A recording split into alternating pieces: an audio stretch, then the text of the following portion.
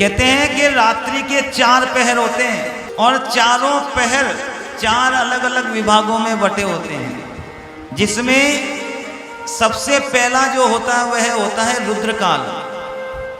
रात्रि का प्रथम पहर जो होता है रुद्रकाल होता है, भगवान शंकर का काल होता है जब रात्रि प्रारंभ होती है। उसमें भगवान का भजन करो, अच्छी बात। और जो दूसरा पहर होता है वह दूसरा पहर होता है राक्षसों का काल। किसका? असुरों का। वह असुरों का काल होता है। और जो तीसरा पहर होता है वह तीसरा पहर किसका होता है? गंधर्व का पहर होता है, गंधर्वों का पहर होता है। और जो चौथा पहर होता है वह मनोरथ काल होता है।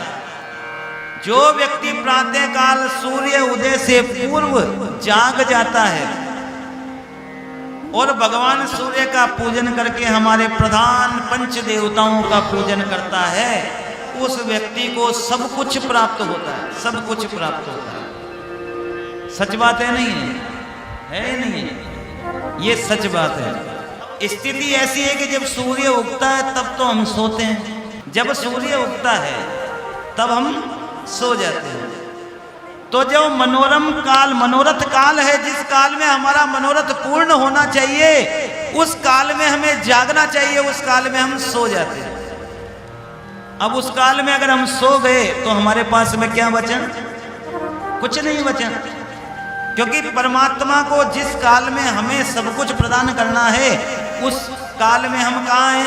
हम नींद में हैं, हम नींद में हैं। याद रखना चाहिए ब्रह्म मुहूर्त का समय ऐसा है, इसमें अगर हम प्रातःकाल सूर्य दर्शन नहीं कर सके तो फिर हमारा जीवन बेकार है।